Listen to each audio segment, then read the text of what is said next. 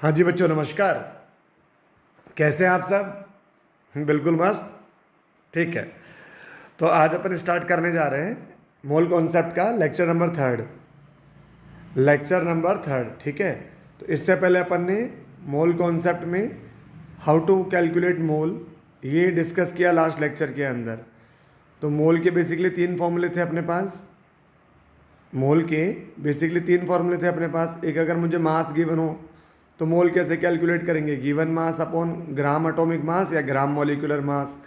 अगर मुझे number of molecule given है तो number of molecule upon Avogadro number.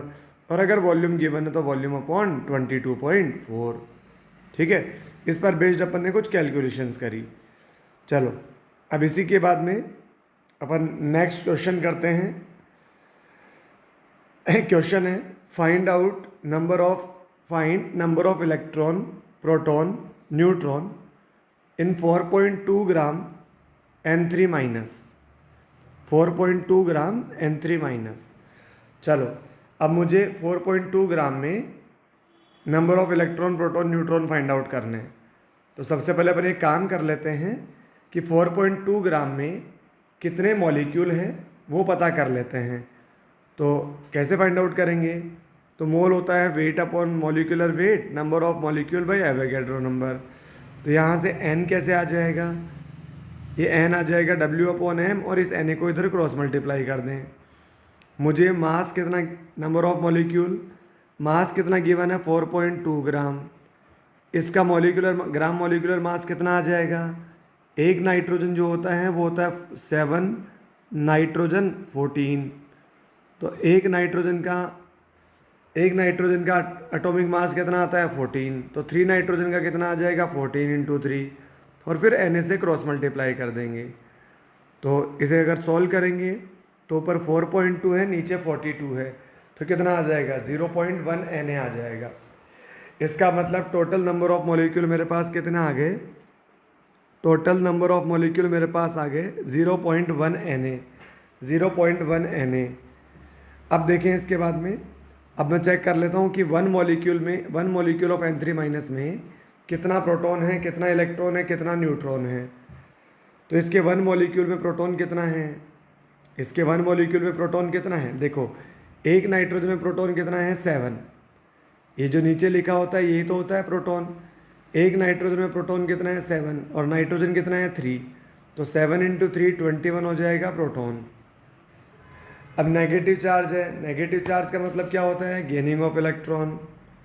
Negative charge का मतलब क्या होता है? Gaining of electron. ठीक है, तो अब इसका मतलब -1 चार्ज है, इसका मतलब एक इलेक्ट्रॉन इसने गेन कर लिया। तो इलेक्ट्रॉन कितना हो जाएगा? जितना प्रोटॉन है उससे एक एक्स्ट्रा। इलेक्ट्रॉन कितना हो जाएगा? प्रोटॉन +1। अगर -2 चार्ज होता तो प्रोटॉन +2। अगर पॉजिटिव चार्ज होता तो अपन प्रोटॉन में सब्ट्रैक्ट कर देते। जैसे +1 होता, इसका मतलब एक इलेक्ट्रॉन लूज हो गया, तो जितना प्रोटॉन है उससे एक इलेक्ट्रॉन कम होगा, तो उस केस में प्रोटॉन -1 कर देते। अगर +2 चार्ज होता तो प्रोटॉन -2 कर देते। ठीक है, हाँ जी। तो इस केस में आ जाएगा नंबर ऑफ इलेक्ट्रॉन, प्रोटॉन +1, क्योंकि -1 चार्ज है। प्रोटॉन कितना है 21 +1, तो ये कितना आ गया 22। अब बात करते हैं नंबर ऑफ न्यूट्रॉन्स की।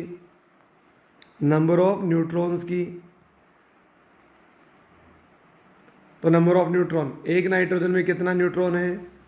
इन दोनों का जो डिफरेंस होता है एटॉमिक मास और एटॉमिक नंबर, इनका जो डिफरेंस होता है वही क्या देगा अपन को? वो तो न्यूट्रॉन देगा अपन को, वही अपन को नंबर ऑफ न्यूट्रॉन देगा। ठीक है, तो 14 - 7, एक नाइट्रोजन में कितना न्यूट्रॉन है 7, नाइट्रोजन कितने हैं 3, तो 7 3 जा कितना आ गया 21। 7 3 जा कितना आ गया 21।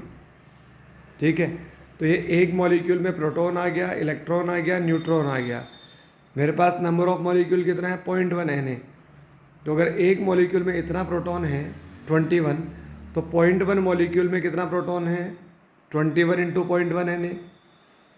एक मॉलिक्यूल में न्यूट्रॉन कितना है 21, तो 0.1 Na में कितना आ जाएगा 21 इंटू 0.1 Na। सिमिलरली एक मॉलिक्यूल में इलेक्ट्रॉन कितना है 22, तो 0.1 Na में कितना इलेक्ट्रॉन आ जाएगा, 22 इंटू 0.1 Na। ये क्या है सिंपली, ये क्या है सिंपली यूनिटरी मेथड। अगर एक पेन 10 रुपये का तो 10 पेन कितने के, 100 के। तो जो भी हो, ठीक है, जितने भी नंबर का कैलकुलेट करना है उससे मल्टीप्लाई कर लेंगे। तो एक एक मॉलिक्यूल में प्रोटॉन आ गया, इलेक्ट्रॉन आ गया, न्यूट्रॉन आ गया, तो 0.1 Na में कितना आ जाएगा, तो 0.1 Na से उन्हें मल्टीप्लाई कर दें। सिंपल है। अब अपने को आंसर Na की टर्म्स में निकालना है कि Na की वैल्यू पुट करनी है। ये तो जो ऑप्शन गिवन होंगे उन पर डिपेंड करेगा। आगे बात समझ में, बहुत अच्छे। हाँ जी, अब इसके बाद में नेक्स्ट सिमिलर टाइप का एक क्वेश्चन और करते हैं। सिमिलर टाइप का एक क्वेश्चन और ट्राई करते हैं, that is find out number of electron, proton and neutron in 4.8 gram sulphate SO4 2-। Find number of electron, proton, neutron in 4.8 gram sulphate. ठीक है, तो अब सबसे पहले अपन वही सेम प्रोसेस फॉलो करेंगे। सबसे पहले 4.8 ग्राम सल्फेट में मैं number of molecule find out कर लूँगा। फिर एक मॉलिक्यूल में कितना इलेक्ट्रॉन है, कितना प्रोटॉन है, कितना न्यूट्रॉन है, ये फाइंड आउट कर लूँगा। और यूनिटरी मेथड अप्लाई करके फिर total electron, proton, neutron find out कर लेंगे। तो आप देखें सल्फेट का ग्राम मॉलिक्यूलर वेट कितना आ जाएगा। एक सल्फर को रिप्रेजेंट करते हैं 16 सल्फर 32, ऑक्सीजन को रिप्रेजेंट करते हैं 8 ऑक्सीजन 16। ठीक है, तो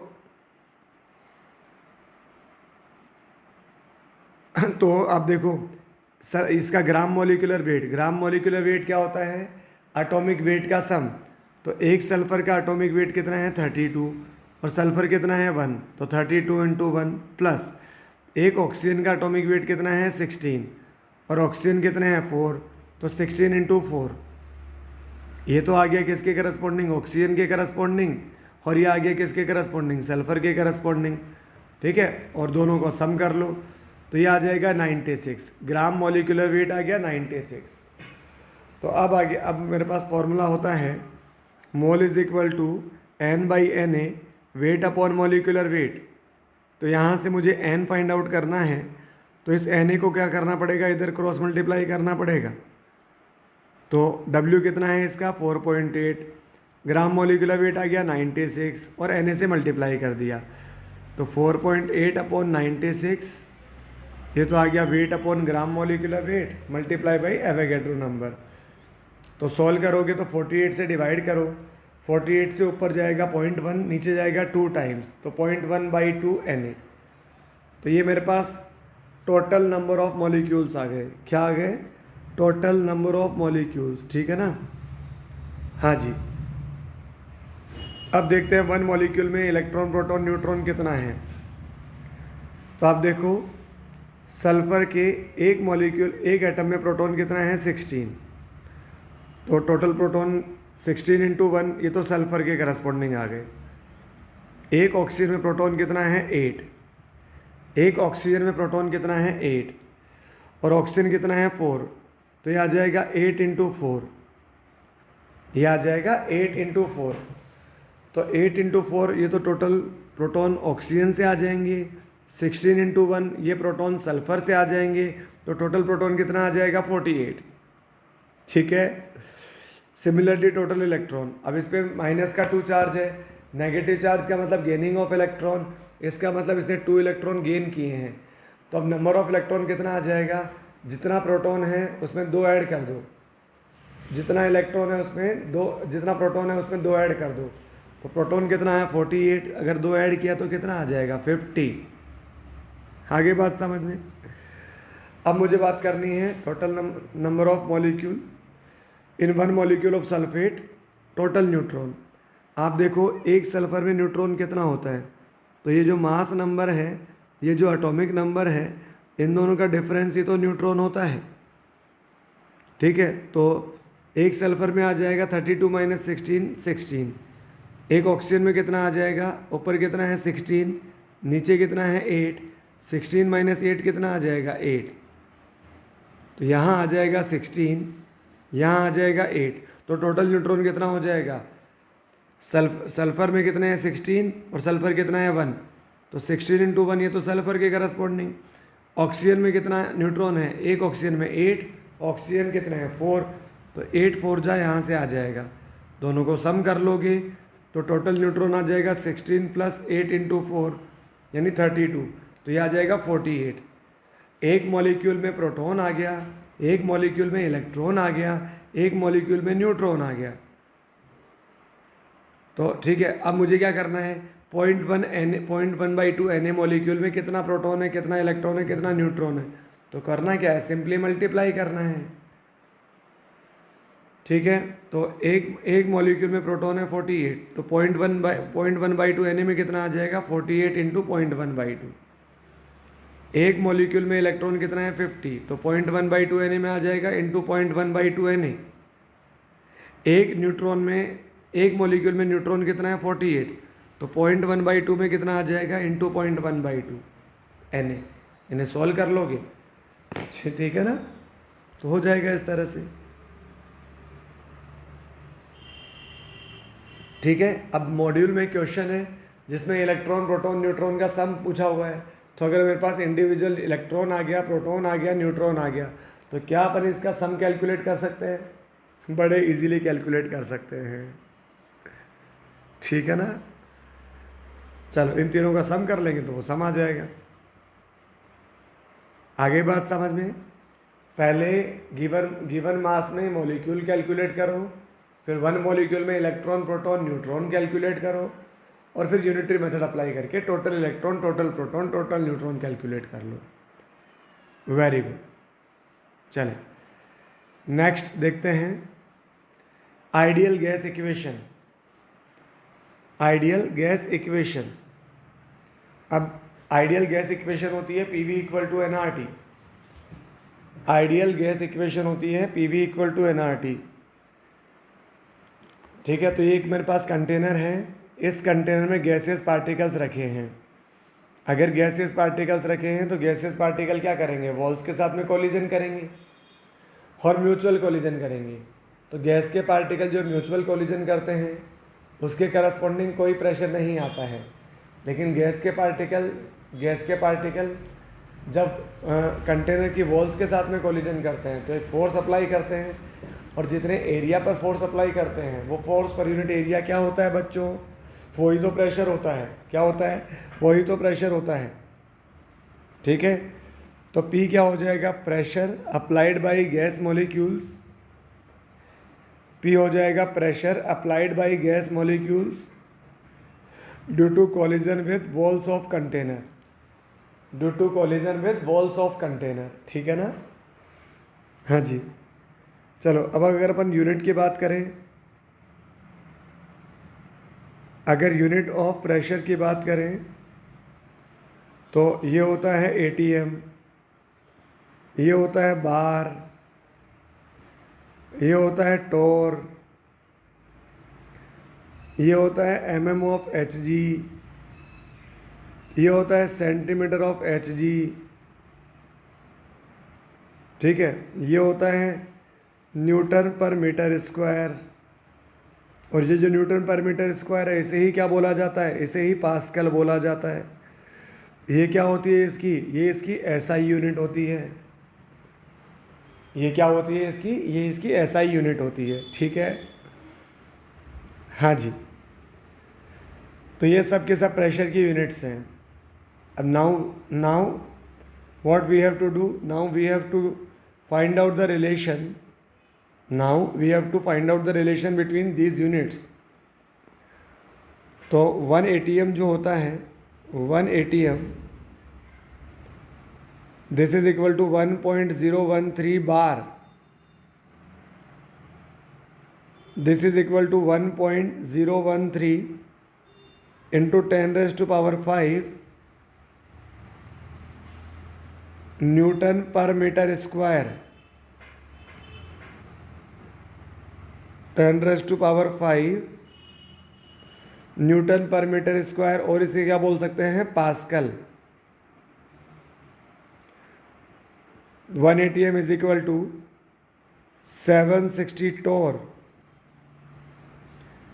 1 ATM is equal to 760 mm of Hg 1 ATM is equal to 76 centimetre of Hg 76 centimetre of Hg। तो ये मेरे पास प्रेशर की यूनिट्स में आपस में क्या आ गया, रिलेशन आ गया, प्रेशर की यूनिट्स में रिलेशन आ गया। ठीक है, ओके। अब अपन इसके बाद में नेक्स्ट पॉइंट डिस्कस करते हैं। अगला पॉइंट आता है V. P V equal to N R T में नेक्स्ट टर्म क्या है, वी। वी क्या होता है, वॉल्यूम। तो ये है वॉल्यूम, लेकिन कौन सा वॉल्यूम है ये, वी क्या है, अवेलेबल वॉल्यूम, अवेलेबल वॉल्यूम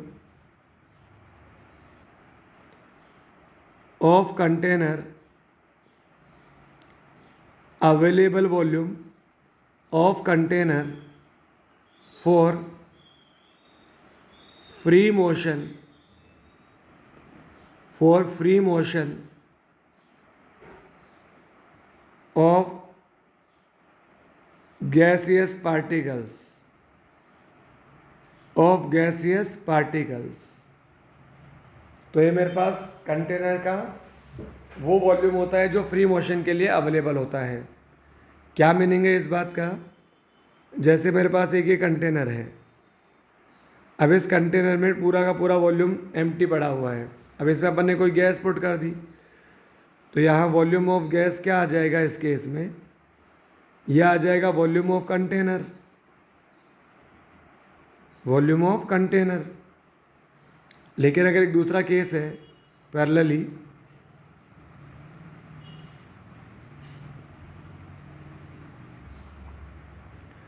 अब इसमें मेरे पास क्या है, लगभग आधे वॉल्यूम में तो मेरे पास में लिक्विड फील्ड है और बाकी में क्या प्रेजेंट है, गैस प्रेजेंट है। तो अब इस केस में जो अवेलेबल वॉल्यूम होगा या वॉल्यूम ऑफ गैस होगा, पूरे कंटेनर का वॉल्यूम नहीं होगा। अगर पूरे कंटेनर का वॉल्यूम V है और ये अगर V/2 है, पूरे कंटेनर का V और ये V/2 है, तो बेटा जी अवेलेबल वॉल्यूम कितना हुआ फ्री मोशन के लिए, अवेलेबल वॉल्यूम तो केवल आधा ही हुआ ना। तो V गैस कितना आ जाएगा, ये आ जाएगा V/2, अवेलेबल वॉल्यूम हो जाएगा V/2। ठीक है, ये वाला जो वॉल्यूम है यही केवल यही अवेलेबल वॉल्यूम है, यही अवेलेबल वॉल्यूम है। तो P V equal to N R T में कौन सा वॉल्यूम पुट करना होता है, जो फ्री मोशन के लिए अवेलेबल होता है, फ्री मोशन के लिए अवेलेबल होता है। आगे बात समझ में, चल अब अपन बात करते हैं इसकी यूनिट्स की। तो units, unit of volume, volume की यूनिट क्या क्या हो सकती है, ये सेंटीमीटर क्यूब हो सकता है। ठीक है, सेंटीमीटर क्यूब को अपन क्या बोलते हैं, सेंटीमीटर क्यूब। अब सेंटीमीटर का भी अपन C यूज़ करते हैं और क्यूब का भी C यूज़ करते हैं, दैट्स वाई सेंटीमीटर क्यूब को सीसी भी बोला जाता है। सेंटीमीटर क्यूब को और क्या बोला जाता है, सीसी भी बोला जाता है। इसके अलावा ये मीटर क्यूब हो सकता है, ये डेसीमीटर क्यूब हो सकता है, ये लीटर हो सकता है, ये मिलीलीटर हो सकता है। तो ये क्या है, यूनिट की, वॉल्यूम की यूनिट्स है मेरे पास। अब आप इनमें एक दो रिलेशन याद रखना बच्चों।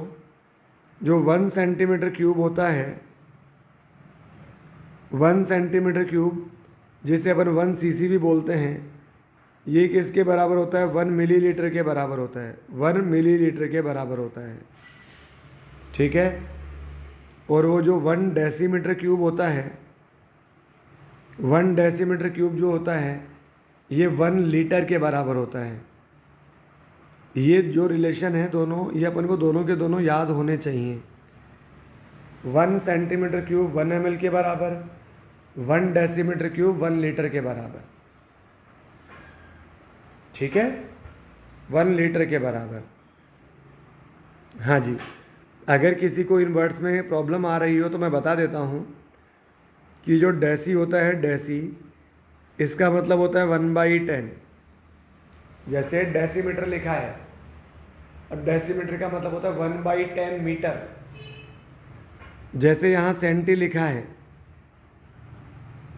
सेंटी, सेंटी का मतलब होता है 1/100।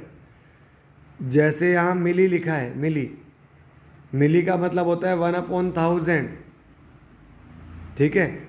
जैसे यहाँ सेमी लिखा है, सेमी, सेमी का मतलब होता है 1/2। तो ये डेसी हो गया, सेंटी हो गया, मिली हो गया, सेमी हो गया। तो ये सब इनमें क्या है, रिलेशंस हैं, ये सब इनमें रिलेशन है। तो ये मोस्ट इम्पोर्टेंट रिलेशन है, इनको अपन को याद रखना ही रखना है।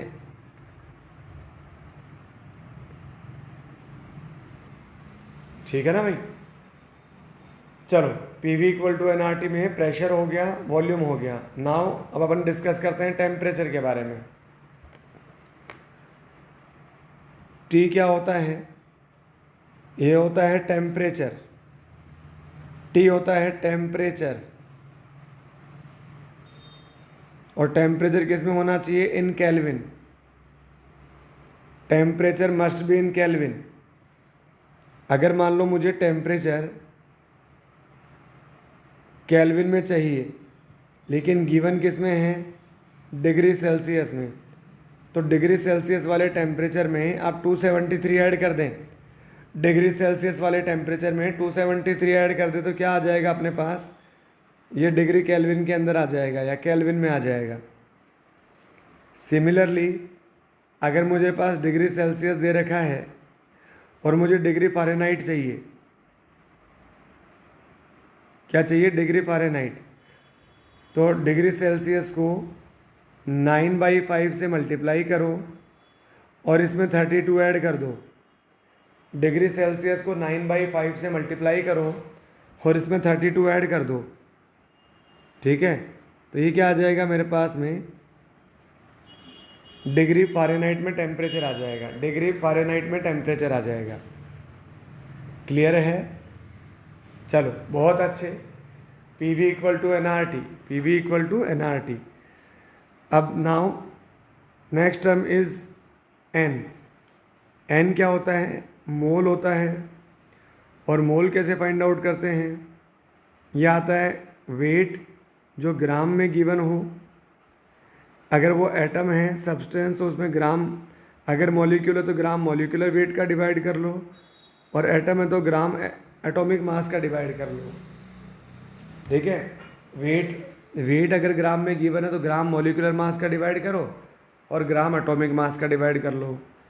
अगर मुझे वॉल्यूम गिवन है गैस का, volume of gas at STP, अगर ये लीटर में है तो इसमें 22.4 लीटर का डिवाइड कर लो, और अगर ऊपर वाला एमएल में है तो 22,400 का डिवाइड कर लो। और अगर मुझे नंबर ऑफ मॉलिक्यूल गिवन है या किसी का भी नंबर गिवन है उसमें आप एवोगैड्रो नंबर का डिवाइड कर दो, ठीक है, तो उस चीज़ के क्या आ जाएंगे, मोल्स आ जाएंगे। तो ये फोर्थ क्वांटिटी थी मोल, ठीक है। हाँ जी, अब बात करते हैं आर की। आर क्या होता है, आर होता है यूनिवर्सल गैस कांस्टेंट। आर होता है universal gas constant, universal gas constant, ठीक है। आर की वैल्यूज़ क्या क्या होती हैं, आर की वैल्यू होती है 0.0821, 0.0821, ये अप्रोक्सीमेटली 1/12 के इक्वल होता है, ठीक है। तो इसकी यूनिट क्या हो जाएगी, litre ATM, kelvin inverse, litre ATM, kelvin inverse और mole inverse, mole inverse.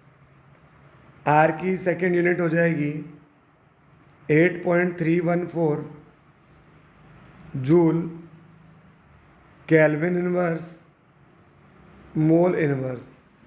8.314 joule kelvin inverse mole inverse. ठीक है, और ये जो वैल्यू होती है ये अप्रोक्सीमेटली इक्वल होती है 25/3 के। अप्रोक्सीमेटली इक्वल होती है 25/3 के। ठीक है, हाँ जी। और यही वैल्यू जो होती है आर की एक वैल्यू और होती है 2 calorie kelvin inverse mole inverse. 2 calorie kelvin inverse और मोल इनवर्स।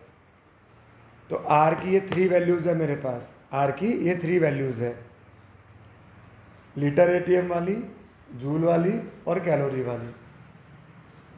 अब आप देखो अपन क्या यूज़ कर रहे हैं। आइडियल गैस इक्वेशन होती क्या है, P V equal to N R T. P V equal to N R T. यहाँ ये प्रेशर किस में होगा, एटीएम में होगा। ये वॉल्यूम किस में होगा, ये लीटर में होगा। जब प्रेशर एटीएम में होगा, वॉल्यूम लीटर में होगा, तो आर की कौन सी यूनिट कौन सी वैल्यू पुट करेंगे, जिसमें यूनिट क्या होगी, लीटर एटीएम।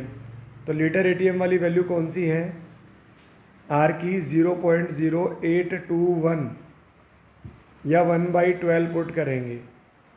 ठीक है, और टेम्परेचर की यूनिट क्या होगी, ये होगी केल्विन। तो ये वैल्यूज़ अपन यहाँ इस चैप्टर में पुट करेंगे। आगे कहानी समझ में। हाँ जी, ये इंपॉर्टेंट पॉइंट है, ध्यान रखना बेटा, कौन सी यूनिट्स पुट करनी है। और अगर इन यूनिट्स में नहीं है तो अपने को यूनिट कन्वर्जन आना चाहिए। अगर वैल्यूज़ इन यूनिट्स में नहीं है तो अपन को यूनिट कन्वर्जन आना चाहिए। ठीक है ना। हाँ जी, बहुत अच्छे। अब इसके बाद में अब अपन एक फॉर्मूला और बनाते हैं, P V equal to N R T. तो यह आ जाएगा P V N R T upon V. अब मोल को क्या लिखूं, weight upon gram molecular weight, gram molecular mass, और इनटू आ जाएगा R T divided upon V. R T upon V आ जाएगा। ठीक है, अब ये मास है गैस का, ये वॉल्यूम है, ये गैस का मास है और ये उसी का अवेलेबल वॉल्यूम है। तो मास अपॉन वॉल्यूम क्या होता है, डेंसिटी होता है। तो यहाँ से क्या आ गया, P is equal to density into R into T upon M आ गया। तो इस ग्राम मोलिकुलर मास को मैं लेफ्ट साइड में क्रॉस मल्टीप्लाई कर दूं तो ये क्या आ जाएगा, P M equal to D R T. P M equal to D R T, this is another gaseous equation, another gaseous equation. ये एम क्या है, ये ग्राम एटॉमिक मास है अगर गैस कोई एटम है तो, और ग्राम मॉलिक्यूलर मास है। ये डी क्या है, ये डेंसिटी है।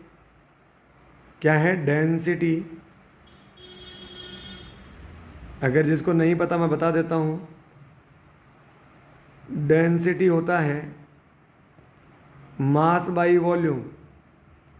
डेंसिटी होता है मास बाई वॉल्यूम। ठीक है, और इसकी यूनिट क्या हो जाएगी, ऊपर वाली वैल्यू मास जो है वो ग्राम में है, और P V equal to N R T में जो वॉल्यूम होता है वो लीटर में होता है। तो यह आ जाएगा ग्राम पर लीटर, इसकी यूनिट आ जाएगी ग्राम पर लीटर। तो एक तो P V equal to N R T आ गया, एक P M equal to D R T आ गया। तो यहाँ दो इक्वेशन आ गई मेरे पास, दो इक्वेशंस आ गई। ठीक है, चलो P V equal to N R T में अपन ने सारी कंडीशंस डिस्कस कर ली। जैसे एक क्वेश्चन ट्राई करते हैं, एक क्वेश्चन लिखें,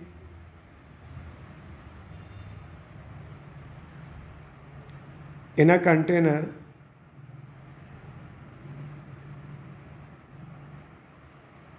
a gas is present चलें, in a container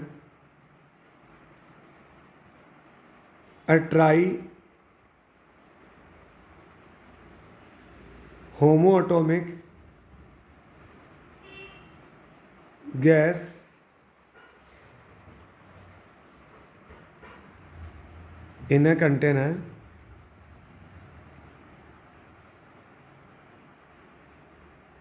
(10 gram triatomic gas is present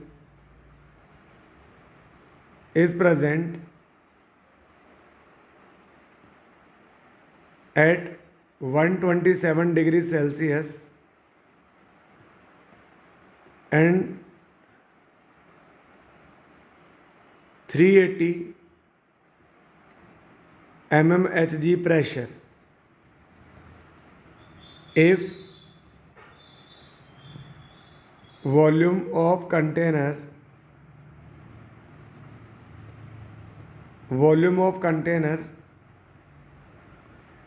is 10 liter, then find out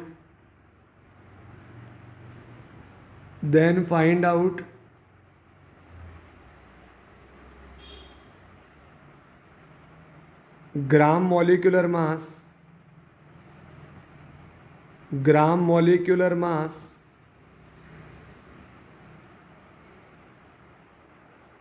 and gram atomic mass.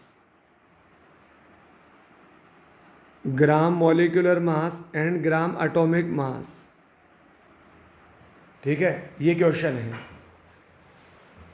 तो अब गैस के लिए प्रेशर गिवन है, वॉल्यूम गिवन है, टेम्परेचर गिवन है। इसका मतलब साफ साफ समझ में आ रहा है कि P V equal to N R T apply करना है। तो अब इसका सॉल्यूशन देखो बच्चों, व्हाट इज इट सॉल्यूशन। ठीक है, तो भाई मोल कॉन्सेप्ट में है क्या बच्चों, मोल कॉन्सेप्ट में सिंपल से 1-2 फॉर्मूले हैं, 2-3 फॉर्मूले हैं और फिर बस क्वेश्चन प्रैक्टिस है। तो ज़्यादा से ज़्यादा अपन को क्या करना है, क्वेश्चन प्रैक्टिस करनी है, क्वेश्चन प्रैक्टिस। तो यहाँ P V equal to N R T क्या आ जाएगा, P V equal to N R T. तो प्रेशर देखो, प्रेशर किस में है मेरे पास में, एम एम एच जी में। अब मुझे पता है 1 ATM is equal to 760 mm of Hg। तो यहाँ से 1 mm ऑफ Hg कितना आ जाएगा, यह आ जाएगा 1 अपॉन 760 ATM, 1 अपॉन 760 ATM। ठीक है, इसका मतलब ये प्रेशर मुझे कितना गिवन है, ये मुझे गिवन है 380 mmHg। लेकिन प्रेशर होना किस में चाहिए, ATM में। प्रेशर होना किस में चाहिए, ATM में। तो ये आ जाएगा mmHg। कंटेनर का वॉल्यूम कितना गिवन है, 10 लीटर। मोल को मैं क्या लिखूं, वेट अपॉन, यह आ जाएगा ग्राम मॉलिक्यूलर वेट। आर की वैल्यू यहाँ वॉल्यूम लीटर में, प्रेशर अपन एटीएम में कन्वर्ट करने जा रहे हैं। तो आर की वैल्यू आ जाएगी ऑलमोस्ट 1/12। और टेम्परेचर कितना आ गया केल्विन में, यह आता है टेम्परेचर डिग्री सेल्सियस में 273 ऐड कर लो। तो मेरे पास टेम्परेचर गिवन है 120 डिग्री सेल्सियस गिवन है, इसमें 273 ऐड कर लेंगे तो यह आ जाएगा 400 केल्विन।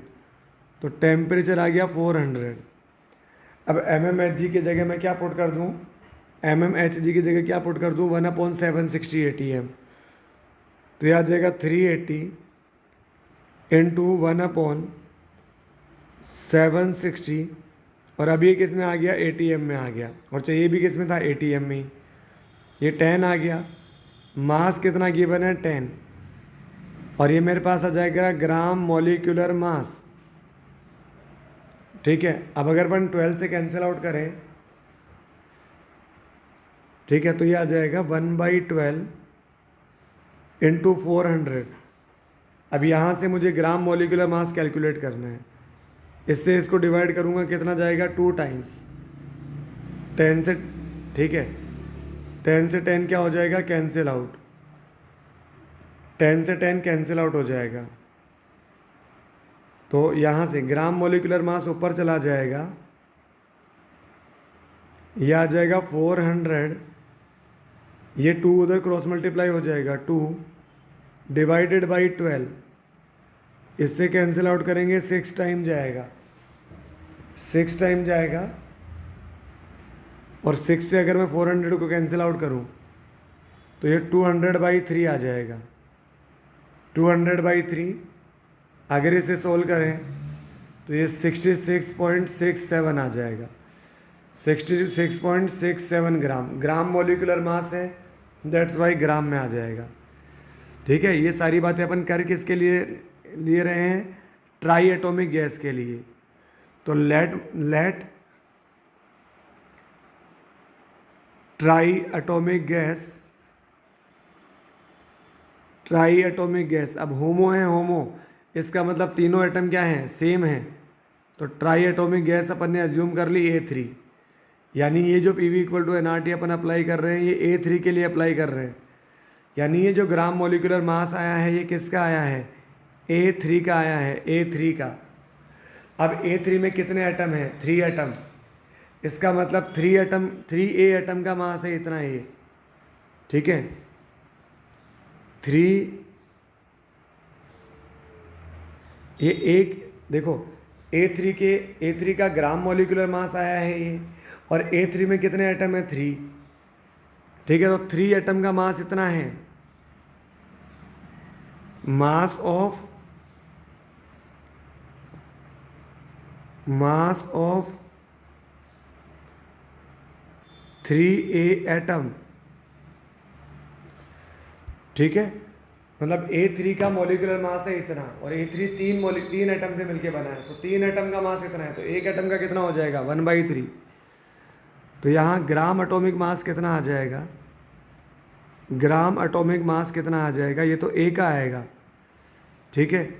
तो ये आ जाएगा 66.67 डिवाइडेड बाई 3 ग्राम। समझ आया क्यों, अरे A3 में कितने एटम हैं, 3A एटम हैं, तो 3A एटम का इतना है, तो एक A एटम का कितना आ जाएगा, डिवाइडेड बाई 3, ठीक है। हाँ जी, तो इस तरह से अपन ने PV = nRT अप्लाई करके ग्राम एटॉमिक मास और gram molecular mass find out कर लिया। बहुत अच्छे, चलो एक क्वेश्चन ट्राई करते हैं। फाइंड नंबर ऑफ मॉलिक्यूल्स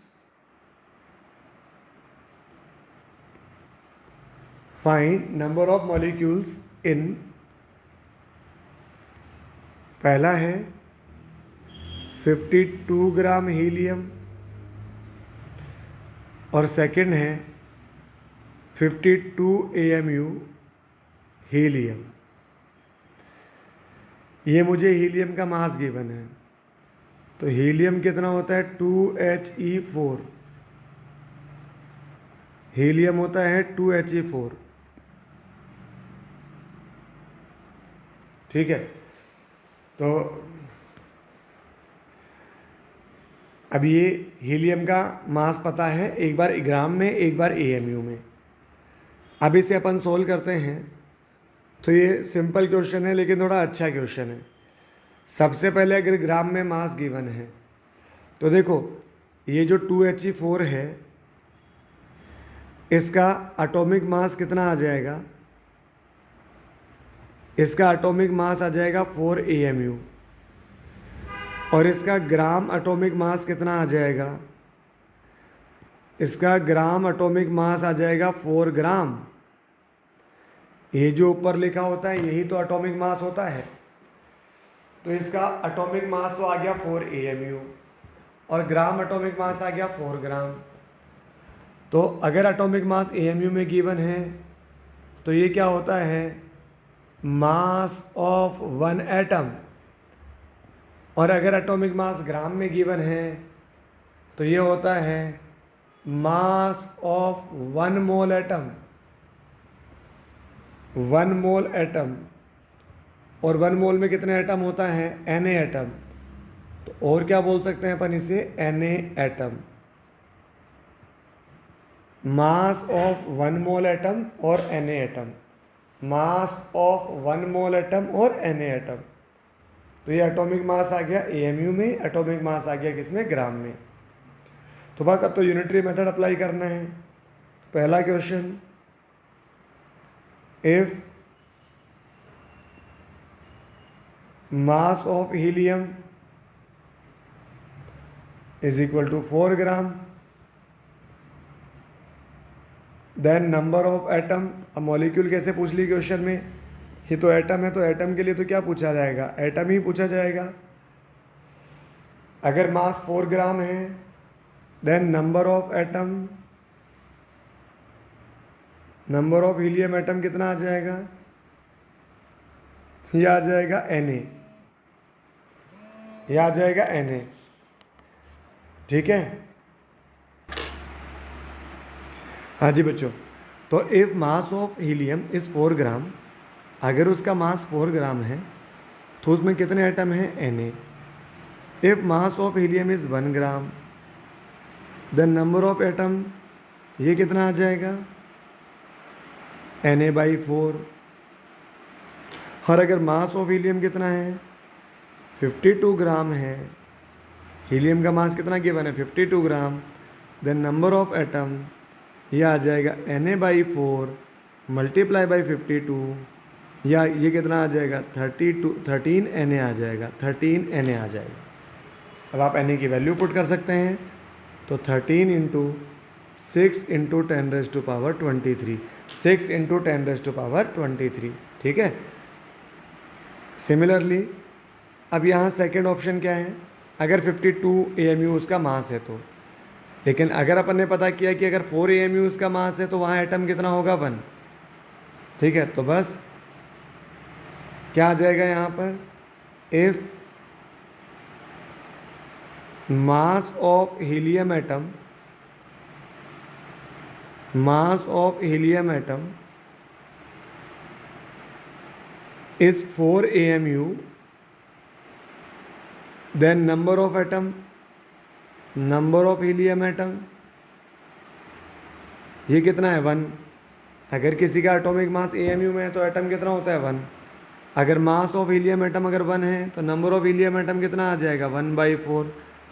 और अगर मास ऑफ हीलियम एटम कितना है? 52 AMU, 52 AMU, तो नंबर ऑफ हीलियम एटम कितना आ जाएगा? 1/4 इंटू 52, तो ये कितना आ जाएगा? 13 एटम आ जाएगा। कितना एटम आ जाएगा? 13 एटम, 13 एटम आ जाएगा। तो इस तरह से अपन अगर इसका ग्राम में मास गिवन है या AMU में मास गिवन है तो यूनिटरी मेथड के थ्रू भी कैलकुलेट कर सकते हैं। हालांकि ग्राम में मास अगर गिवन हो तो इसका एक तरीका और भी है। Mole is equal to N/Na, और ये आ जाएगा वेट जो कि इसमें गिवन है ग्राम में, और अपॉन आ जाएगा ग्राम एटॉमिक मास। तो यहाँ से N कैलकुलेट करना है। मास गिवन है 52 ग्राम, एटॉमिक मास हो जाएगा 4 ग्राम, और इनटू Na। तो आप अगर मास ग्राम में गिवन है तो सीधा मोल का फॉर्मूला यूज़ करके भी पता कर सकते हैं कि कितने एटम आ रहे हैं वहाँ पर। ठीक है, तो ये भी 13 Na ही आएंगे। तो ये क्या है? सेकेंड मेथड है, सेकेंड मेथड। तो यूनिटरी मेथड के थ्रू भी कर सकते हैं और ऐसे भी कैलकुलेट कर सकते हैं। बहुत अच्छे, बहुत शानदार। चलो, हो गया यहाँ तक नोट सबका? सबको सब समझ आ गया? बिल्कुल क्लियर, ऑल क्लियर। चले, अब इसके बाद में नेक्स्ट पॉइंट देखते हैं। नेक्स्ट पॉइंट देखते हैं। यहाँ पर एक पॉइंट आता है जिसे बोला जाता है रिलेटिव डेंसिटी। क्या बोला जाता है? Relative density.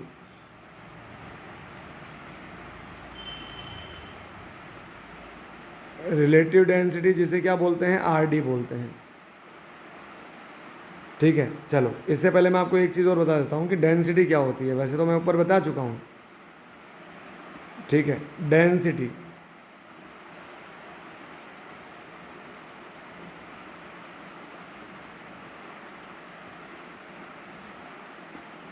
डेंसिटी होता है, डेंसिटी को डी से रिप्रेजेंट करते हैं और ये आ जाएगा मास अपॉन वॉल्यूम। तो density is equal to mass by volume. तो यहाँ से मास कितना आ जाएगा, वॉल्यूम इंटू डेंसिटी आ जाएगा। मास आ जाएगा वॉल्यूम इंटू डेंसिटी, और यहाँ से वॉल्यूम कितना आ जाएगा, ये मास अपॉन डेंसिटी आ जाएगा, मास अपॉन डेंसिटी।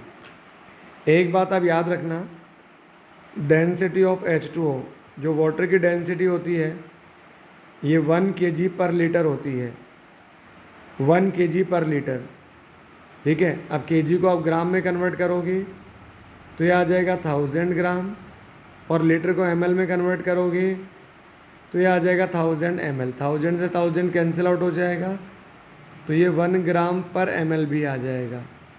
तो वाटर की डेंसिटी या तो 1 kg पर लीटर होती है या 1 ग्राम पर ml होती है, या तो 1 kg पर लीटर या 1 ग्राम पर ml, ठीक है। दोनों में से कुछ भी यूज़ कर सकते हो। अब यहाँ एक नोट आता है, यहाँ एक नोट आता है, देखो,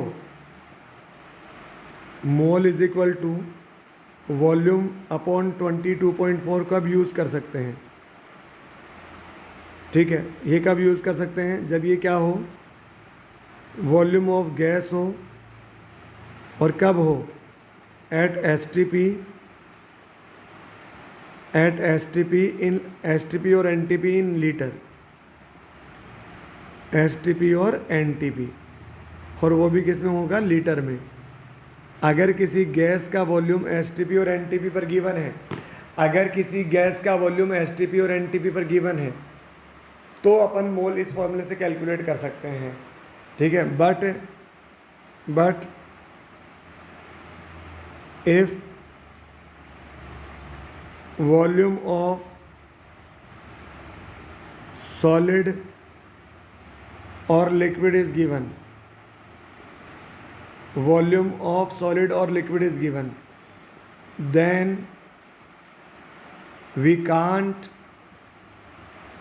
use above formula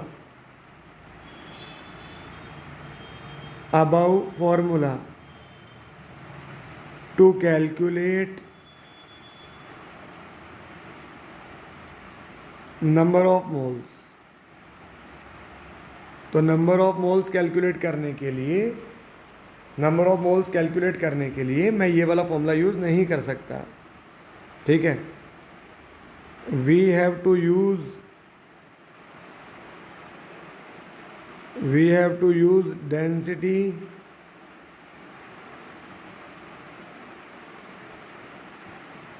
to calculate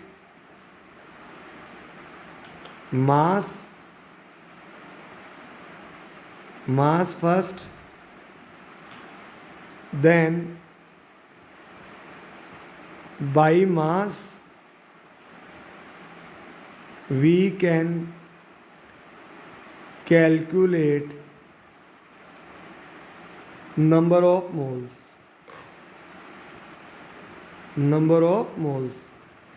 ठीक है। मतलब किसके लिए, for solid and liquid, for solid और liquid we have to first calculate the mass, और फिर मास के थ्रू अपन क्या कैलकुलेट करेंगे, उसका मोल कैलकुलेट करेंगे। तो मास क्या आ जाएगा बच्चों, मास आ जाएगा वॉल्यूम इनटू डेंसिटी। यहाँ वॉल्यूम गिवन है, डेंसिटी गिवन है, तो यहाँ से क्या आ जाएगा, मास आ जाएगा। और फिर मोल का फॉर्मूला क्या होता है, गिवन मास वेट, ये किस में, ग्राम में, और अगर वो एटम है तो ग्राम एटॉमिक वेट का डिवाइड कर लो, और अगर मॉलिक्यूल है तो ग्राम मॉलिक्यूलर मास का डिवाइड कर लो। तो पहले अपन डेंसिटी से मास कैलकुलेट करेंगे, डेंसिटी इनटू वॉल्यूम से, और फिर उसे यूज़ करके अपन क्या कैलकुलेट करेंगे, मोल्स कैलकुलेट करेंगे, ठीक है ना। तो ये आप ध्यान रखना बच्चों। जैसे अगर अपन बात करें फॉर एग्जांपल, एक क्वेश्चन है,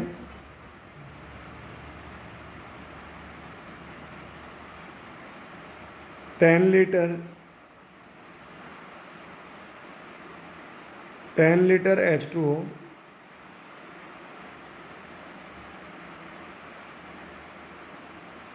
is present in container. 10 liter H2O is present in container. Find out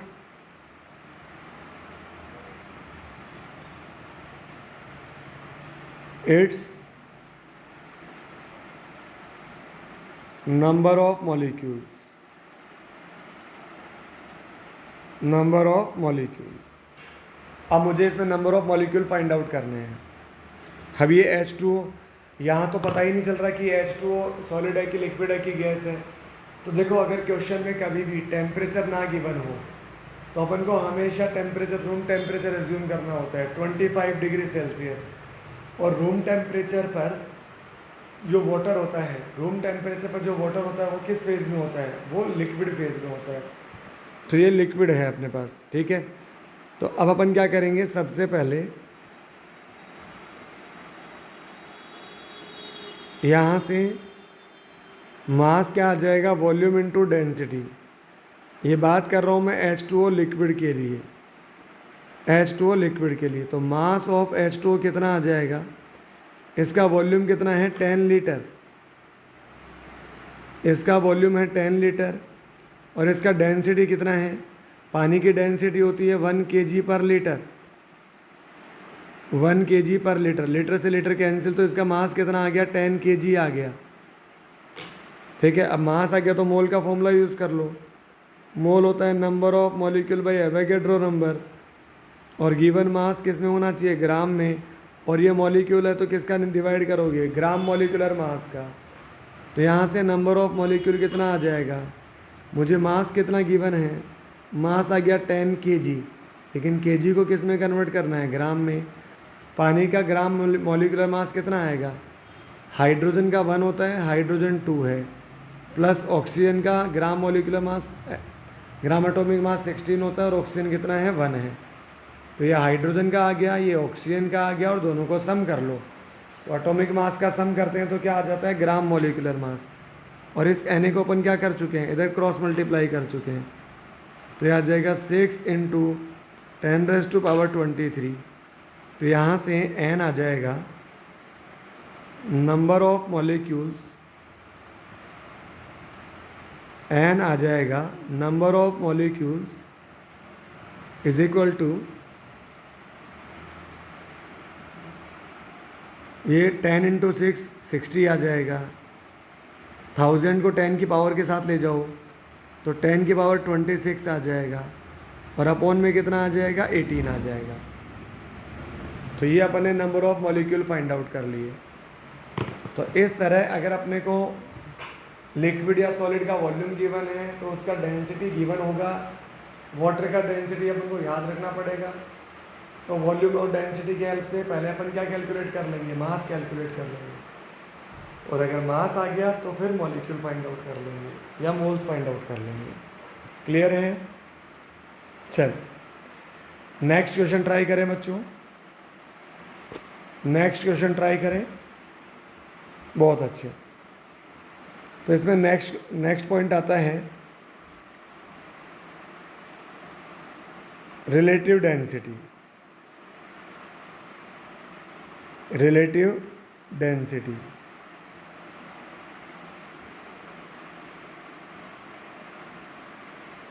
relative density क्या होती है?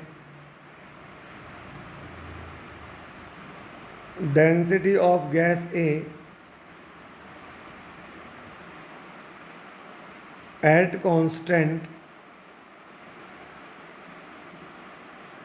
constant temperature and pressure divided by density of gas B at same constant temperature and pressure। यानी relative density मतलब किसी की density calculate करनी है किसी के रेस्पेक्ट में, तो जिसकी डेंसिटी कैलकुलेट करनी है वो ऊपर आएगा, जिसके रेस्पेक्ट में कैलकुलेट करना है उसकी डेंसिटी नीचे आएगी। ठीक है, तो यहाँ से रिलेटिव डेंसिटी क्या आ गया, यह आ गया density of A upon density of B. ठीक है, अब ये गैसेस के लिए है, तो गैसेस के लिए मेरे पास एक इक्वेशन होती है P V equal to N R T, लेकिन एक डेंसिटी वाली इक्वेशन भी होती है वहाँ पर, P M equal to D R T. ठीक है, ये किसके लिए है, for ideal gas, for ideal gas. चले, अब आप देखो क्वेश्चन में प्रेशर, टेम्परेचर और आर, ये तीनों तो क्या हैं, कांस्टेंट हैं। इन तीनों की वैल्यू तो क्या है, कांस्टेंट है। अगर ये तीनों कांस्टेंट है तो यहाँ से बचा क्या, मॉलिक्यूलर मास बचा और डेंसिटी बचा। तो जब कांस्टेंट हट जाते हैं तो क्या आ जाता है, प्रोपोर्शनल। यानी मॉलिक्यूलर मास किसके प्रोपोर्शनल आ गया, डेंसिटी के डायरेक्टली प्रोपोर्शनल आ गया, डेंसिटी के डायरेक्टली प्रोपोर्शनल आ गया। इसका मतलब अगर डेंसिटी को इंक्रीज़ करोगे तो मॉलिक्यूलर मास इंक्रीज़ होगा, डेंसिटी को डिक्रीज़ करोगे तो मॉलिक्यूलर मास डिक्रीज़ होगा। ठीक है, अगर किसी को नहीं पता तो जैसे x प्रोपोर्शनल y है, इसे तो बोलते हैं डायरेक्टली प्रोपोर्शनल, तो यहाँ क्या आ जाएगा, x1 अपॉन x2। ठीक है, इधर अगर x1 ऊपर आएगा तो इधर राइट हैंड साइड में भी y1 ही ऊपर आएगा, और अगर इधर x2 आएगा तो राइट हैंड साइड में भी y2 ही नीचे आएगा। तो x1 अपॉन x2 ये इक्वल हो जाएगा y1 अपॉन y2 के।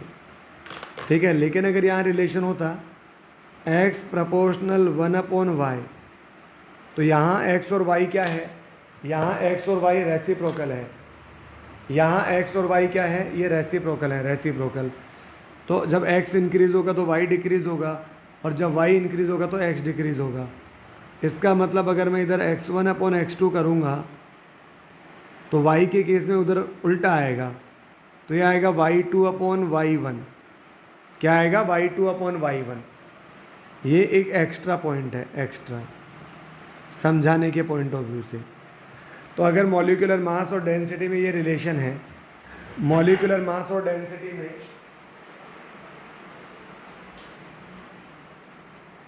अगर ये रिलेशन है तो ये डायरेक्टली प्रोपोर्शनल का रिलेशन है। मतलब डेंसिटी इंक्रीज तो मॉलिक्यूलर मास भी इंक्रीज, डेंसिटी डिक्रीज तो मॉलिक्यूलर मास भी डिक्रीज। इसका मतलब molecular mass of A upon molecular mass of B, यह आ जाएगा density of A upon density of B. तो जो मोलर मास का रेशियो आएगा वही किसका रेशियो आ जाएगा, डेंसिटी का रेशियो आ जाएगा। तो रिलेटिव डेंसिटी क्या होता है, डेंसिटी का रेशियो। तो रिलेटिव डेंसिटी क्या हो गया, यह आ जाएगा density of A upon density of B, और यही किसके बराबर आ जाएगा, मॉलिक्यूलर मास ऑफ ए और मॉलिक्यूलर मास ऑफ बी।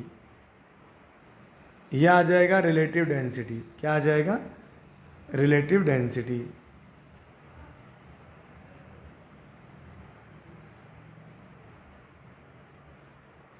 हाँ जी, चलो अब यह हो गया relative density.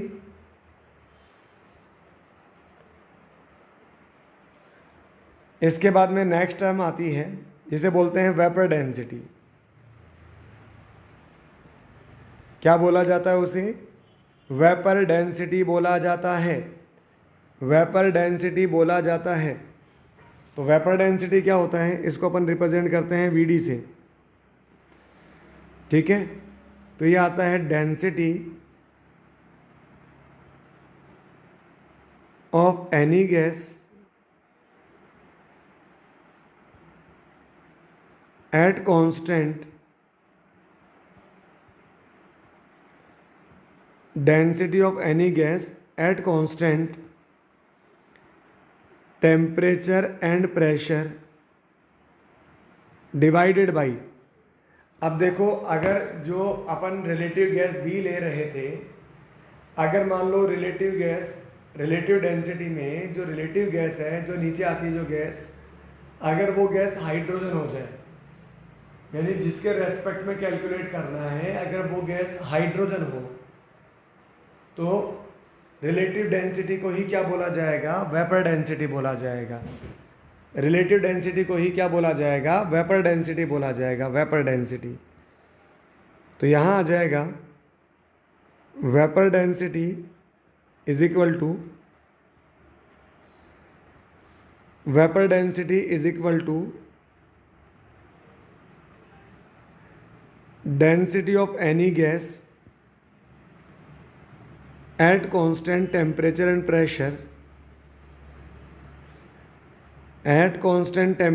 pressure divided by density of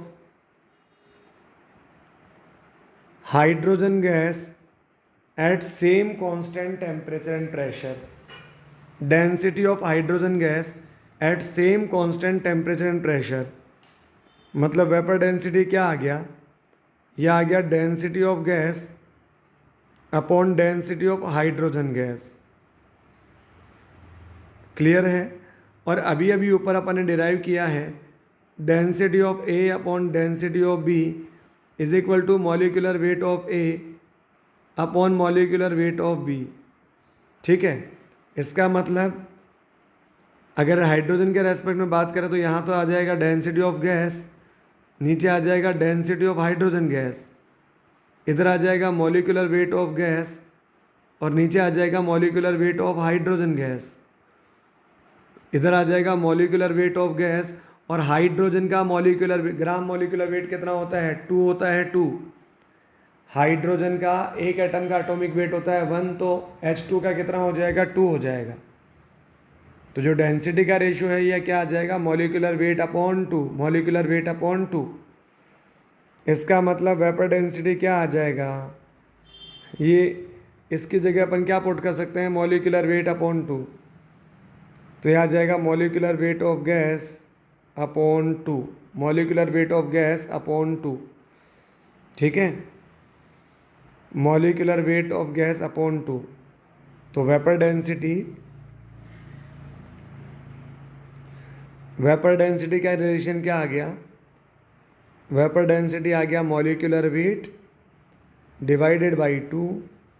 तो यहाँ से मॉलिक्यूलर वेट क्या आ जाएगा, 2 into vapour density, molecular weight आ जाएगा 2 इंटू वेपर डेंसिटी। तो इस तरह से अपन रिलेटिव डेंसिटी और वेपर डेंसिटी दोनों को समझ सकते हैं।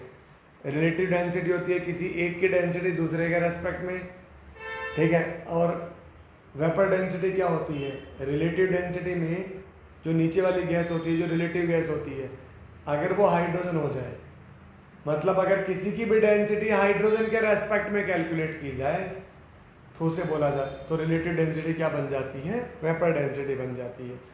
तो ये रिलेशन याद रखना, ये मोस्ट इम्पोर्टेंट रिलेशन है। Vapour density is equal to molecular weight divided by 2, molecular weight divided by 2। तो मॉलिक्यूलर वेट आ जाएगा 2 इंटू वेपर डेंसिटी। जैसे अपन एक क्वेश्चन ट्राई करते हैं, find vapour density, find vapour density of CH4 gas.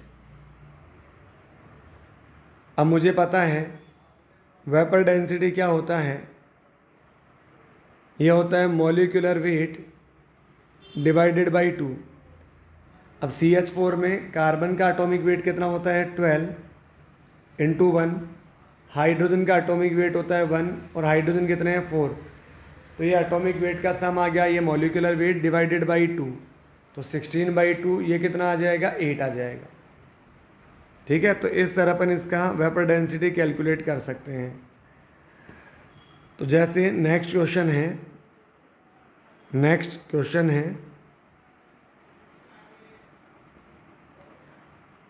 Find, question लिखो, vapour density of gas COX, vapour density of gas COX, ये मुझे कितना गिवन है, ये गिवन है 70। Find value of x, find value of x. तो मुझे x की वैल्यू फाइंड आउट करनी है, ठीक है ना, एक्स की वैल्यू फाइंड आउट करनी है। तो इसका सिंपल सा सॉल्यूशन है, देखो वेपर डेंसिटी, वेपर डेंसिटी क्या होता है, molecular weight divided by 2। Vapour density होता है मॉलिक्यूलर वेट डिवाइडेड बाई 2। अब यहाँ पर वेपर डेंसिटी गिवन कितना है अपने को 70। इसका मॉलिक्यूलर वेट, कार्बन का कितना होता है 12 एटॉमिक वेट, ऑक्सीजन का कितना होता है 16, तो 12 + 16 कितना हो जाएगा 28, और यहाँ x से मल्टीप्लाई हो रहा है तो इसका मॉलिक्यूलर वेट हो जाएगा 28x, और अपॉन में क्या आ रहा है 2, तो 2 से 28 14 टाइम कैंसिल आउट हो जाएगा, 14 से 75 टाइम कैंसिल आउट हो जाएगा। तो x की वैल्यू कितनी आ जाएगी यहाँ पर 5 आ जाएगी, x की वैल्यू कितनी आ जाएगी यहाँ पर 5 आ जाएगी, 5, ठीक है ना। तो इस तरह से अपन x की वैल्यू फाइंड आउट कर सकते हैं, x की वैल्यू फाइंड आउट कर सकते हैं।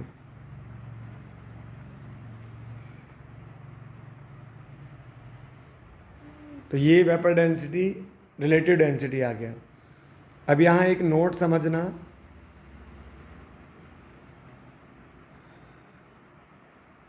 Gram molecular mass, gram molecular mass बोले तो GMM, और gram atomic mass, gram atomic mass बोले तो GAM is mass of 1 mole of substance, 1 mole of substance. they never depends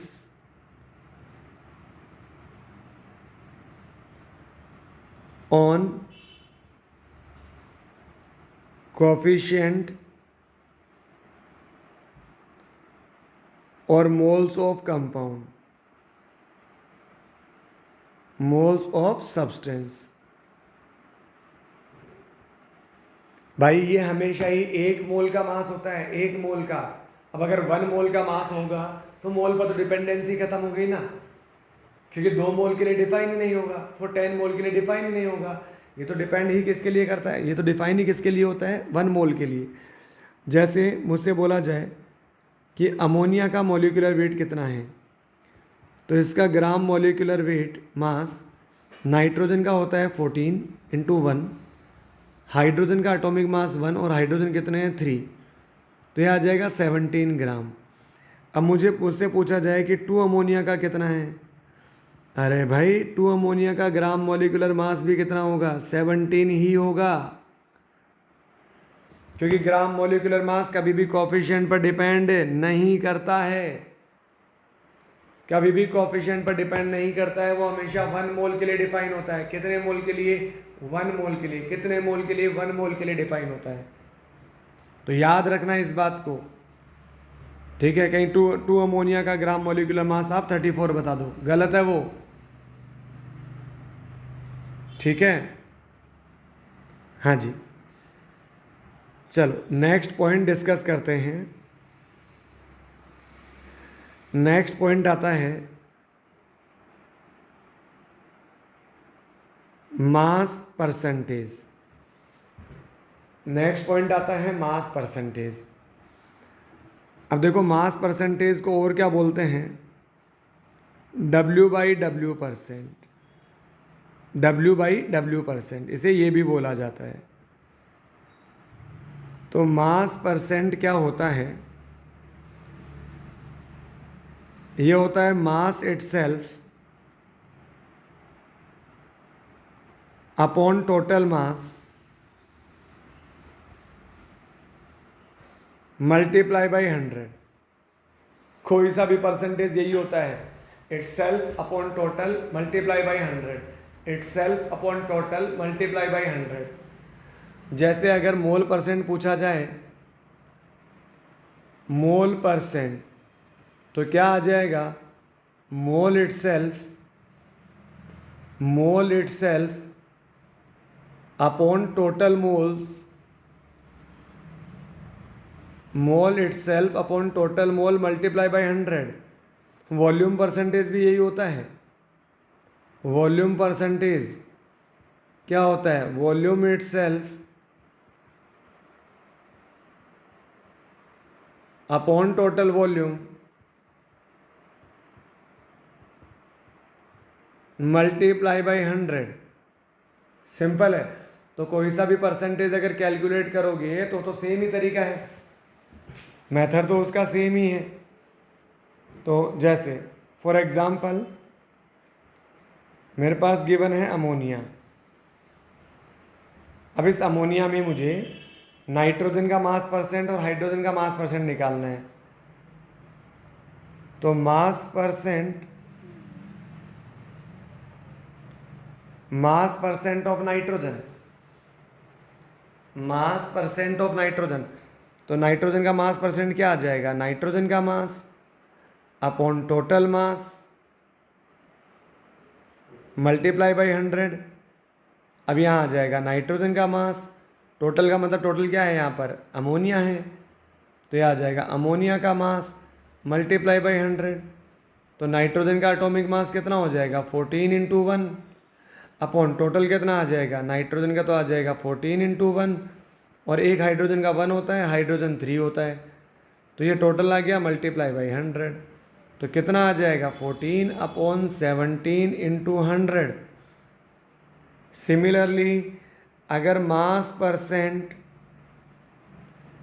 of hydrogen बोला जाए, मास परसेंट ऑफ हाइड्रोजन बोला जाए, तो यार ये क्या आ जाएगा, हाइड्रोजन का mass upon total mass multiply by 100।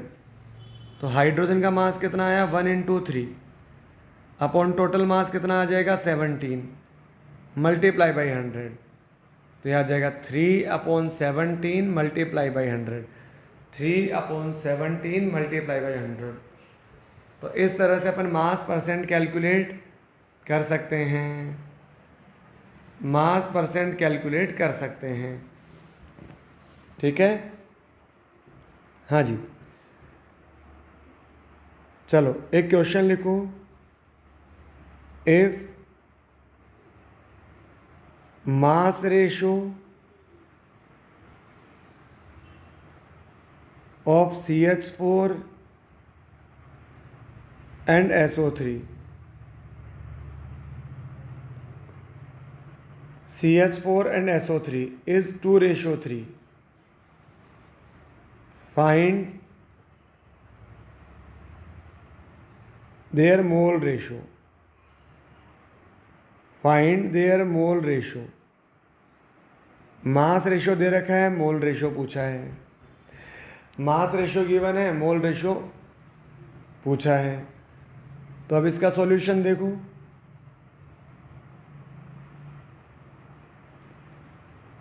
WCH4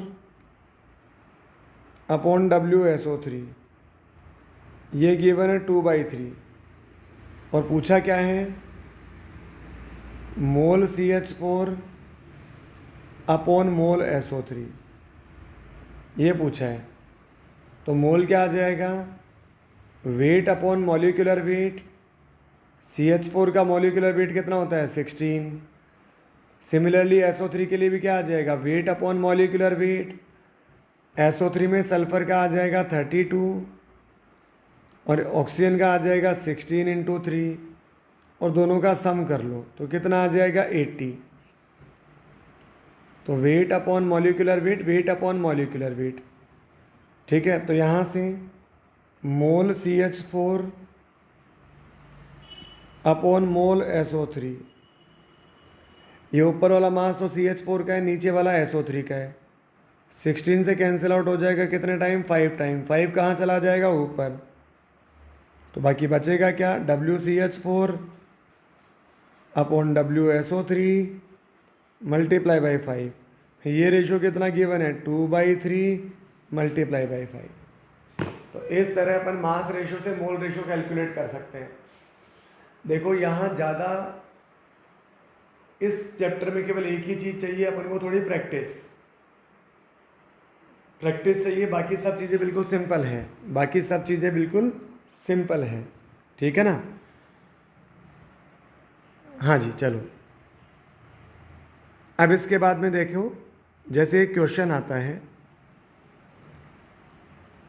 in a molecule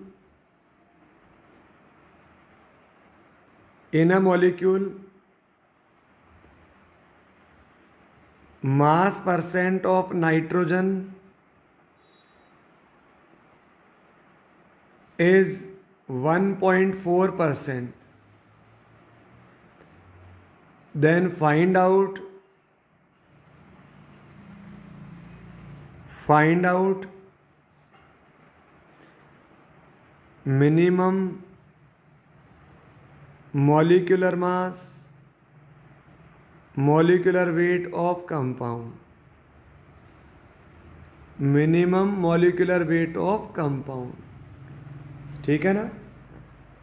तो जैसे नाइट्रोजन का मास ये कैलकुलेट किया, NH3 में नाइट्रोजन का मास परसेंट कैसे आया, नाइट्रोजन का मास बाई टोटल मास, यानी ये तो क्या है, ये तो एटॉमिक वेट है, और ये अमोनिया का क्या है, ये मॉलिक्यूलर वेट है। यानी ऊपर अगर एटॉमिक वेट पुट करोगे तो नीचे क्या आएगा, मॉलिक्यूलर वेट आएगा। एटॉमिक वेट के करस्पॉन्डिंग जो टोटल वेट होता है वो क्या आता है, मॉलिक्यूलर वेट आता है। चलो अब मैं इस क्वेश्चन को समझाता हूं। देखो मेरे पास एक कोई कंपाउंड है, उस कंपाउंड में कौन कौन सा एटम है मुझे बिल्कुल नहीं पता, लेकिन मुझे एक बात पता है कि उसमें नाइट्रोजन है। ये बात मुझे कैसे पता है, ये बात मुझे कैसे पता है कि उसमें नाइट्रोजन है, क्योंकि इसमें नाइट्रोजन का मास परसेंट गिवन है, इसका मतलब नाइट्रोजन तो है ही। अब बस यहाँ एक बात है, इसमें बोला हुआ है मिनिमम मॉलिक्यूलर वेट। अब इस कंपाउंड का मॉलिक्यूलर वेट मिनिमम कब आएगा, जब नाइट्रोजन एटम कितना हो जाए, 0 1 2 3 कितना। देखो 0 नहीं हो सकता, 0 क्यों नहीं हो सकता, क्योंकि इसमें नाइट्रोजन का परसेंटेज है। तो मिनिमम मॉलिक्यूलर वेट के लिए नाइट्रोजन कितना होना चाहिए, यहाँ पर मिनिमम मॉलिक्यूलर वेट के लिए नाइट्रोजन होना चाहिए 1। मिनिमम मॉलिक्यूलर वेट के लिए यहाँ नाइट्रोजन कितना होना चाहिए, 1 होना चाहिए, 1। क्योंकि अगर नाइट्रोजन 2 होगा तो उसका मॉलिक्यूलर वेट 1 वाले से तो ज़्यादा ही आएगा। तो अब आप मास परसेंटेज का फंडा यूज़ कर लें, mass percent is equal to mass of nitrogen. ये किसके मास परसेंट की बात हो रही है, नाइट्रोजन के मास परसेंट की बात हो रही है। तो मास परसेंट ऑफ नाइट्रोजन नीचे आ जाएगा टोटल मास और मल्टीप्लाई बाई 100। अब नाइट्रोजन का मास परसेंट कितना गिवन है मुझे, ये तो 1.4 गिवन है। अब नाइट्रोजन का इधर ऊपर पुट करना है एटॉमिक वेट। जब ऊपर एटॉमिक वेट पुट करेंगे तो नीचे क्या आएगा, टोटल मॉलिक्यूलर वेट। तो नाइट्रोजन का एटॉमिक वेट कितना आ जाएगा, 14 × 1 अपॉन नीचे टोटल क्या आ जाएगा, molecular weight multiply by 100। Simple है। अब यहाँ से मुझे मॉलिक्यूलर वेट फाइंड आउट करना है, तो मॉलिक्यूलर वेट कितना आ जाएगा, 14 × 100 अपॉन में 1.4। ये बिंदी चली जाएगी ऊपर, 14 से 14 हो जाएगा कैंसिल। तो इसका मिनिमम मॉलिक्यूलर वेट कितना आएगा, 1000 आएगा। मिनिमम मॉलिक्यूलर वेट कितना आएगा इसका, 1000 आएगा, 1000। क्लियर है। चलो बहुत बहुत अच्छे। इसके बाद में सिमिलरली अपन एक क्वेश्चन और ट्राई करते हैं।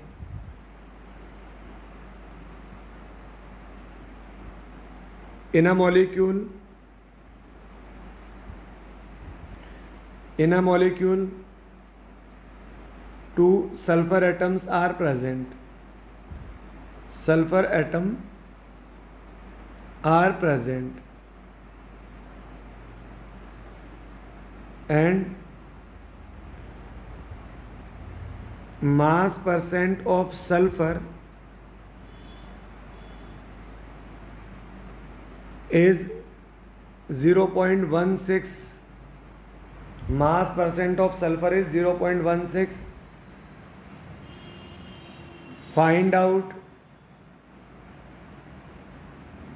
molecular weight of molecule या molecular weight of compound या molecule. ठीक है, अब तरीका तो सिंपल सेम वही है कि आपको बाकी तो कुछ भी नहीं पता, बस ये पता है कि उस मॉलिक्यूल में सल्फर है। और पिछले में अपन ने मिनिमम मॉलिक्यूलर मास कैलकुलेट करने के लिए नाइट्रोजन को 1 लिया था, पर इस क्वेश्चन में तो अपन को गिवन ही है कि सल्फर कितना है। अपने को गिवन है कि सल्फर कितना है, 2 है। अपने को गिवन है कि सल्फर कितना है, यहाँ पर 2 है। ठीक है, तो ये आ जाएगा सल्फर 2 बस। तो अब इसमें मास परसेंट ऑफ सल्फर, यह आ जाएगा W सल्फर अपॉन आ जाएगा W टोटल मल्टीप्लाई बाय 100। अब सल्फर का मास परसेंट कितना है? सल्फर का मास परसेंट है 0.16। ऊपर सल्फर का एटॉमिक वेट पुट करो तो सल्फर का एटॉमिक वेट होता है 32 और सल्फर कितने हैं 2, तो यह आ जाएगा 32 इंटू 2। नीचे अपन को अगर यहाँ ऊपर एटॉमिक वेट पुट करते हो तो जो नीचे आता है वो क्या आता है, उसका molecular weight. Atomic weight upon molecular weight multiply by 100। तो यहाँ से मॉलिक्यूलर वेट फाइंड आउट करना है, तो मॉलिक्यूलर वेट क्या आ जाएगा 32 इंटू 2 इंटू 1000 अपॉन 0.16। 2 बिंदी ऊपर चली जाएगी, 16 से कैंसिल आउट हो जाएगा 2 टाइम्स। ठीक है, तो यह आ जाएगा 2 इंटू 2 4। 3 बिंदी पहले से है, 2 बिंदी और आ जाएगी, तो 4 इंटू 10⁵ ये क्या आ जाएगा मेरे पास में, इसका मॉलिक्यूलर वेट आ जाएगा। क्या आ जाएगा? मॉलिक्यूलर वेट आ जाएगा। मॉलिक्यूलर वेट सिंपल है, बिल्कुल सिंपल, बहुत शानदार, बहुत बहुत शानदार। ठीक है,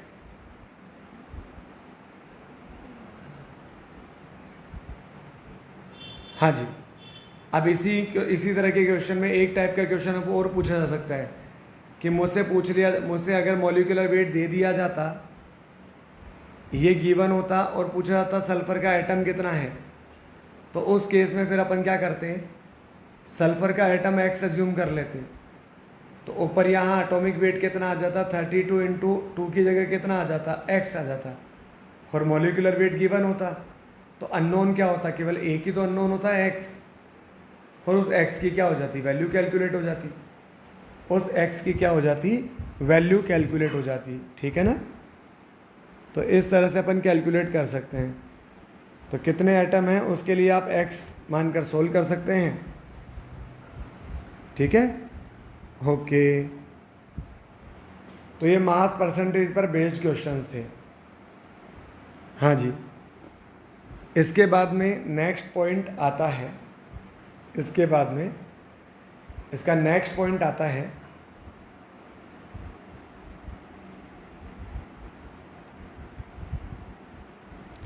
molecular formula and empirical formula. Molecular formula and empirical formula. Molecular formula क्या होता है, formula in which atoms are present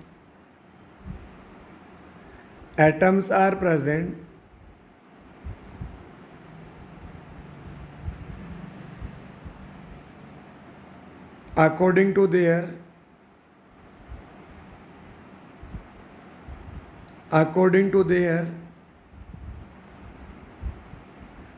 actual number according to their actual number. ठीक है, अगर किसी फॉर्मूले में एटम उनके एक्चुअल नंबर के अकॉर्डिंग प्रेजेंट हो तो उन्हें क्या बोलते हैं, उन्हें बोलते हैं molecular formula. Are actual number comma are known as molecular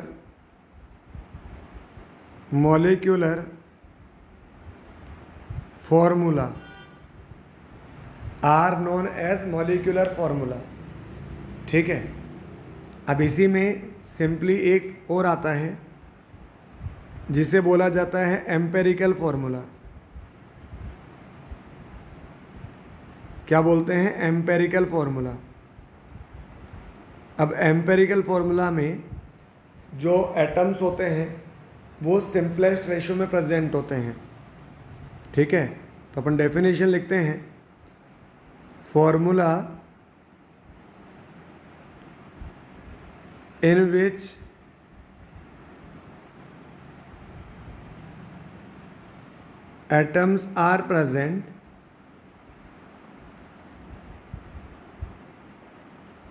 atoms are present in their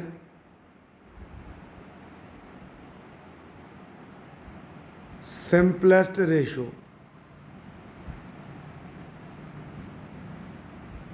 atoms are present in their simplest ratio। ठीक है, जैसे इधर मैं कुछ मॉलिक्यूलर फॉर्मूला लिखता हूँ,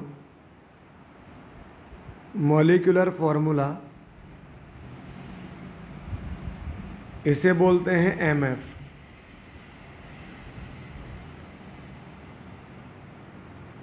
और इधर लिखते हैं एम्पेरिकल फॉर्मूला, एम्पेरिकल फॉर्मूला इसे बोलते हैं EF. Molecular formula, empirical formula. जैसे मुझे इधर गिवन है C2H6, अब ये तो एक्चुअल नंबर है, अब ये 2 और 6 और सिंपल हो सकते हैं क्या, बिल्कुल 2 से कैंसिल आउट हो सकता है, तो ये आ जाएगा C और ये आ जाएगा H3, CH3। जैसे मेरे पास लिखा है N2O4, ये 2 से कैंसिल आउट हो जाएगा, क्या हो जाएगा NO2। मेरे पास लिखा है C6H6, तो 6 से कैंसिल आउट हो जाएगा तो कितना आ जाएगा CH। मेरे पास लिखा है C6H12O6, 6 से कैंसिल आउट हो जाएगा तो क्या आ जाएगा CH2O। मेरे पास लिखा है N2O5, अब ये और सिंपल नहीं हो सकता, इसका मतलब यही इसका एम्पेरिकल फॉर्मूला है, यही इसका मॉलिक्यूलर फॉर्मूला है, तो ये आ जाएगा N2O5। क्लियर है, आगे बात समझ में आपको? हाँ जी, तो इस तरह अपन अगर एग्जैक्ट नंबर में एटम है तो वो मॉलिक्यूलर फॉर्मूला होगा, और अगर उनका सिंपलेस्ट रेशियो है तो उसे एम्पेरिकल फॉर्मूला बोला जाएगा। एम्पेरिकल फॉर्मूला और मॉलिक्यूलर फॉर्मूला दोनों सेम भी हो सकते हैं और वो डिफरेंट भी हो सकते हैं। ठीक है, चले अब इसके बाद में नेक्स्ट पॉइंट आता है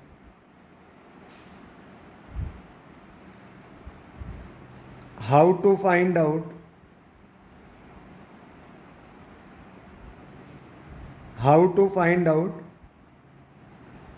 एम्पेरिकल फॉर्मूला